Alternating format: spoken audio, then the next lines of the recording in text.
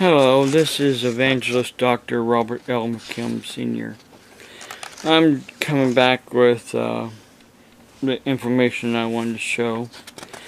About where that psychiatrist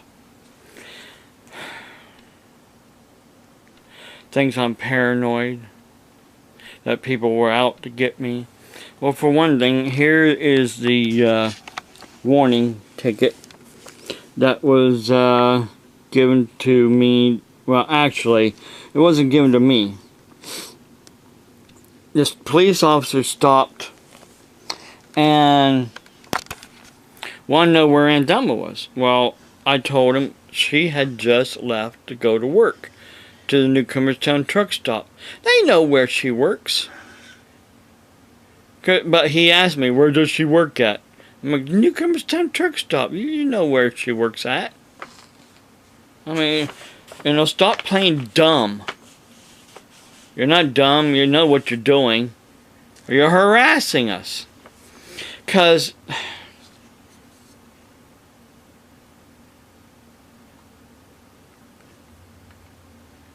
just a few days before he stopped by, I had cleaned up and I had put. See, there was that week. They have certain time in the spring where 1 week they were you could set a lot of stuff out in front of your house, and the street department would come along and haul it away. Now, if it's an appliance or a bigger item, you had to pay for it to be hauled away. But if you have stuff that your normal garbage man doesn't haul away unless they charge extra. See, back then, Kimball, which is the main garbage place, and they have their own trucks now, Kimball. Before it was J&J, and then Kimball bought J&J. And so there's a lot of towns, villages that are using Kimball instead of doing their own trash pickup. And then there were individual garbage people that would go around and pick up garbage as well.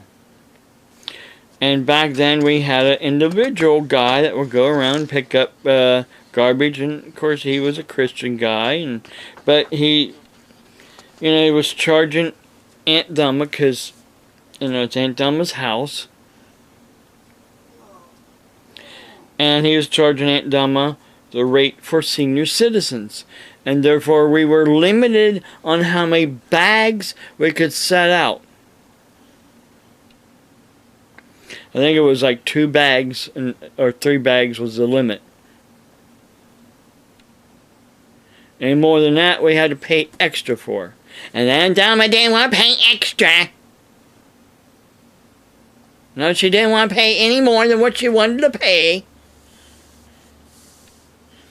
Well, my ex-wife and my sons were into scrapping, going around and getting people's, metal, scrap, and then hauling it to the scrap yard to make extra money. But the police didn't like that, because there was scrap in her pickup truck. Bicycles and other metal in her pickup truck. And then we had some bicycles on one side of the house that we were, taking apart to, scrap. And then we had some lumber that was out back that from remodeling the house. What we saved some lumber, and there was a tree that my son was cutting up for because where we had cookouts a lot, and we didn't use coal, the briquettes, that you would go, get to put in a grill. We used wood. Well, there again, the system didn't like that. The police didn't like us having wood around our house for us to use for cookouts.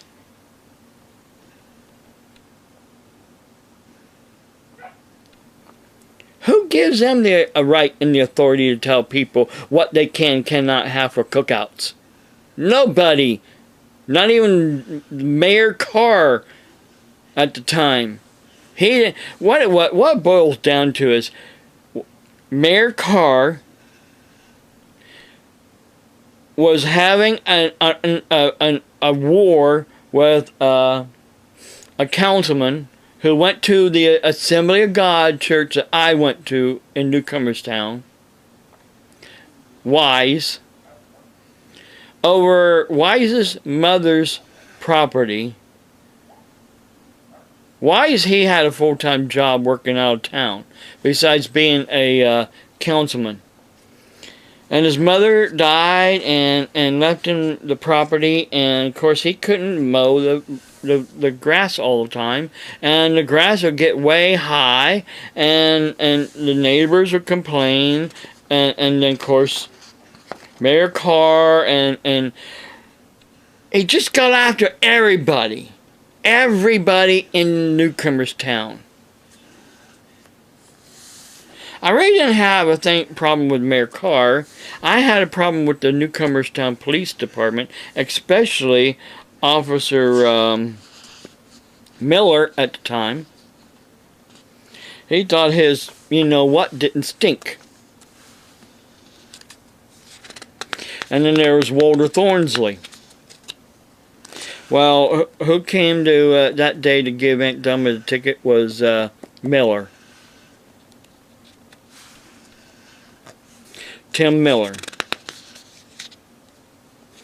Well, back up before that, my ex-wife's van that she had, Esther van that she had at the time, had broke down. The starter went out of it.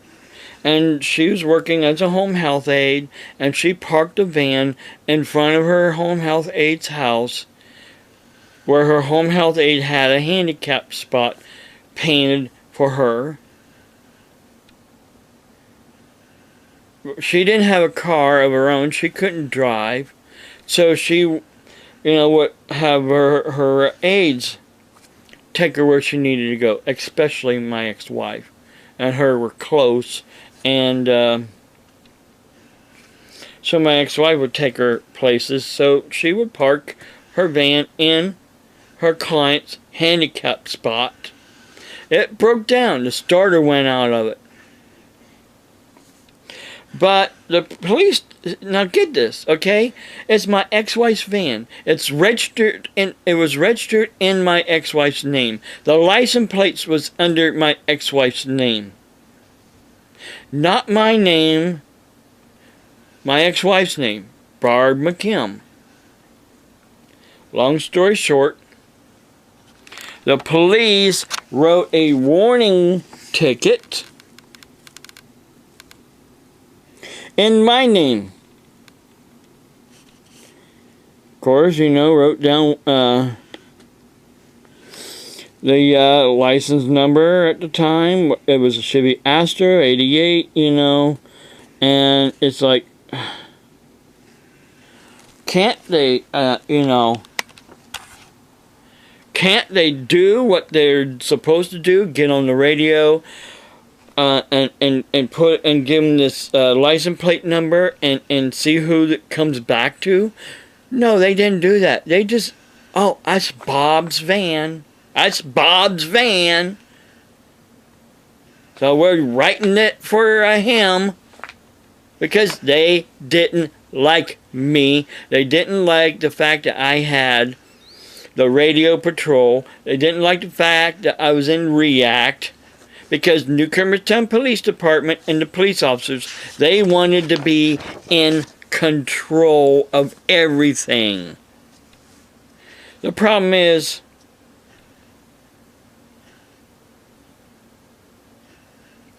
my cousin, Brian Hersey, my dad's sister's son, he started out as a dog warden in Coshocton County, and he studied and became a deputy sheriff, and then he went to West Lafayette, became a police officer, and then he went to Newcomerstown, became a police officer there as well, and went on to become, I think, sergeant, and then he became the chief of police of Newcomerstown when all this was going on. And again, here, they wrote me a ticket, warning ticket, about me parking on the sidewalk. Well, of course, right there, they couldn't even, they didn't even put the address right. 1355. Oh, okay, that's a violation. Okay. Of course, 1012 West State Street. But what happened was, there's an area where we parked at, right beside the house. The sidewalk, of course, is in front of the house, and there was this area that we park at beside the house. And it was graveled. Well, see, there was an alley, a public alley, then the place that we park at beside the house, and we had gravel in there, and basically it was only barely big enough for 3 vehicles parked in there.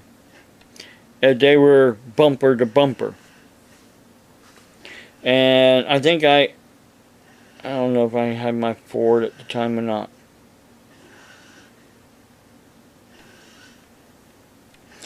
I think maybe I still had my Ford Fairmont parked up in front, way up by the bush. And then behind that was Barb's car. And then, or maybe the truck was up front. I think the truck was up front. And Barb's car.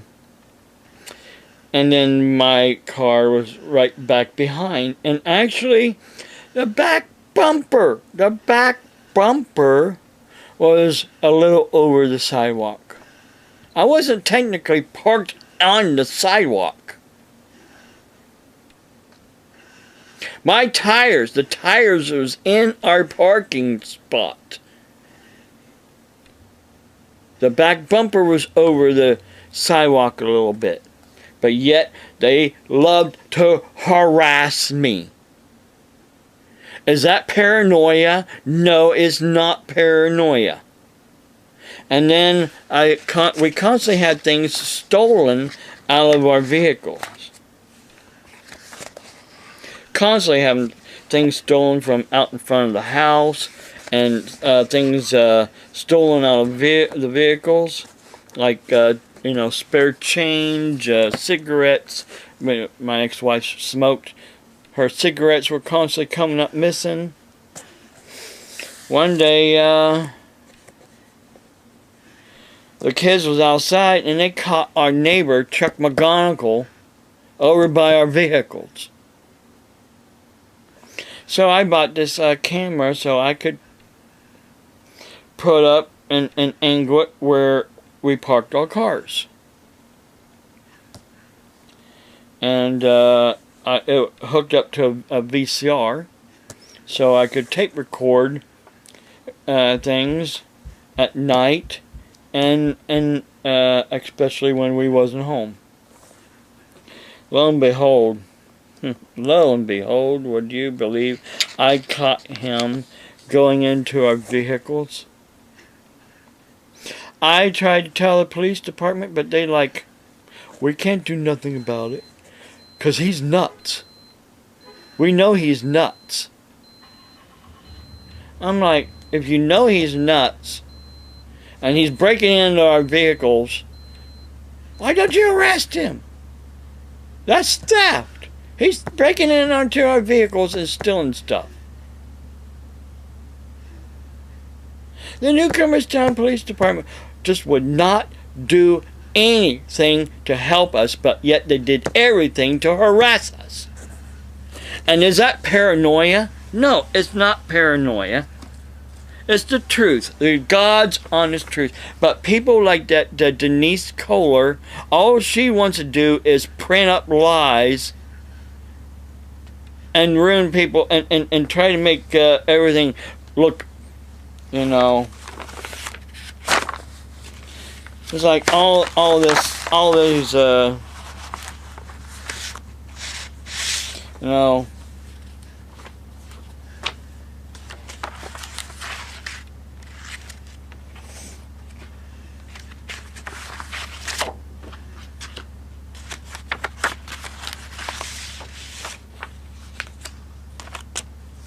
All this studying that I've gone through, in her, you know, in her mind, and also in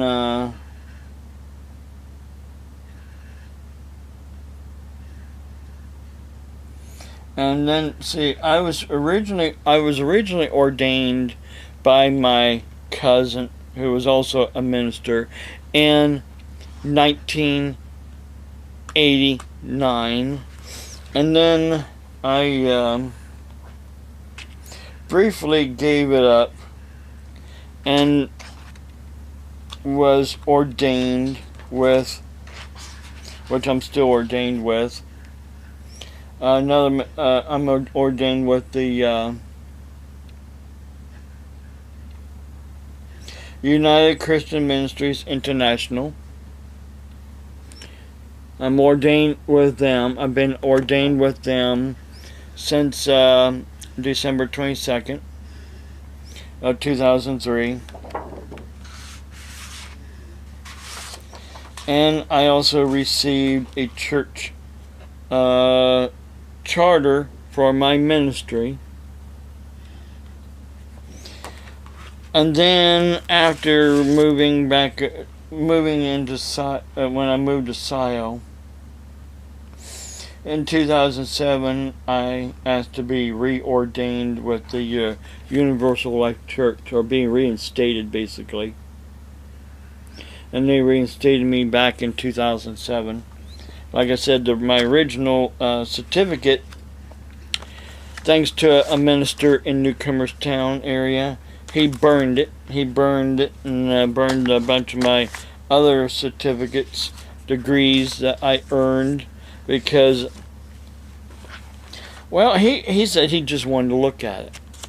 And then I'm like, where's my degrees? Oh, I burned them. I burned them. Who gave him the right to burn something that I earned? Of course, the Doctor of Divinity degree is an honorary degree that is bestowed upon all Universal Life Church ministers. But here is what I earned. I earned a master's degree in religion. In 2000, I completed it and earned the degree in December of 2000. I earned it. I studied and I earned it.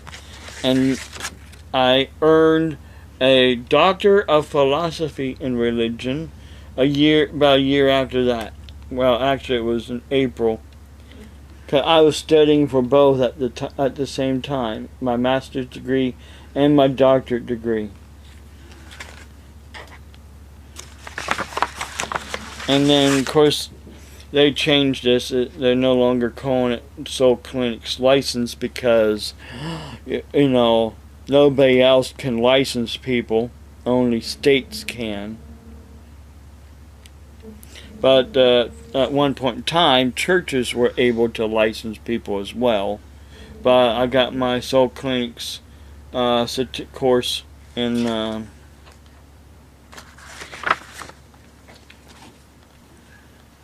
2001. And then I saw one time something about something called Theophonic Prayer Ministry. And so I studied and earned my certificate in Theophonic Prayer Ministry. It's Theo, or Theos, which means, Theo, which means God, and Phosic, which means light, or God's light, which is Jesus Christ. I've also earned a certificate in studying Revelations.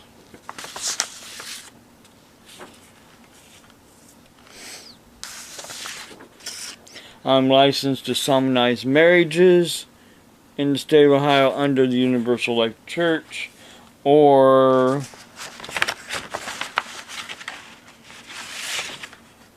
the United Christian Ministries International, either or. And then I have even went, while I was basically doing all that studying in the past for my degrees, my religious degrees, I went to a college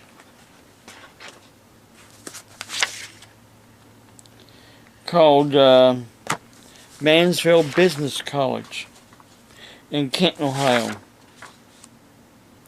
And I earned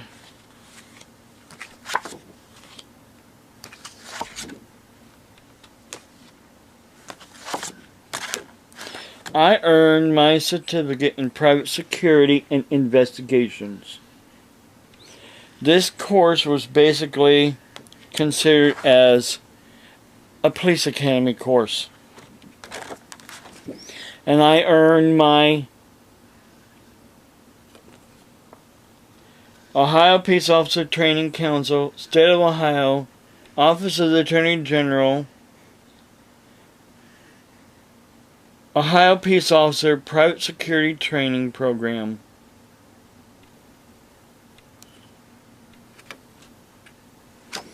Like I said, this course was just it was the equivalent to police academy. Well, I went on and I worked as a home health aide. I studied in my first time becoming a home health aide was in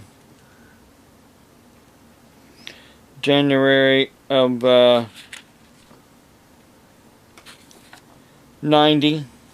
I worked as a home health aide for the Tuscarawas County Health Department, and then I went on and worked with Good Samaritan Hospital in Zanesville.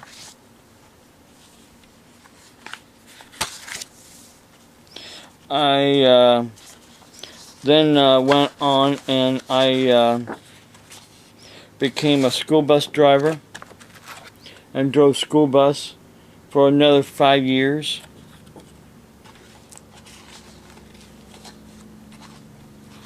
I earned many certificates in school and in high school. I earned Best Attitude Certificate, which is something I mentioned to that psychiatrist, but yet she kind of like blew it off like, oh, he earned a Best Attitude Certificate. Well, here it is. It's not a lie. I don't think my school teacher at the time, or the principal, well, excuse me, wait a minute, that's perfect attendance. I'm showing you the wrong one. Right here, my OWE teacher, Best Attitude, Ray McFadden. He has a brother that's a doctor in New Philadelphia. So, you know, go tell him he's a liar, that I didn't earn the best attitude certificate. I also earned in 1986 Liberty and Justice Merit Award from the American Police Hall of Fame.